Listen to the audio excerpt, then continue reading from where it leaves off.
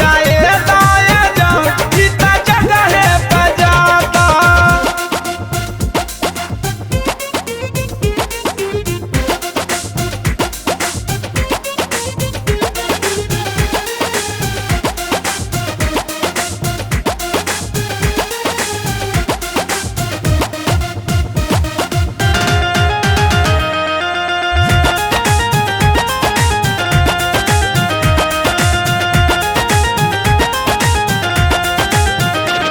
शुरुआती में ये रानी थोड़ा बुझाई, फिर तू देखिया बड़ी मजा आई।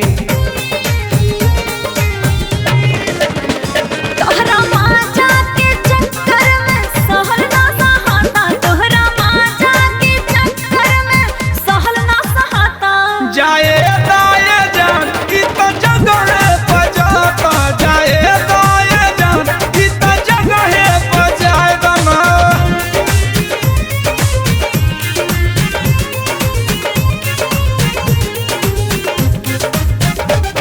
चोली के बटम खोल के ऐसे न रोक, अब जे तू रोकबू त होई बड़का धोखा।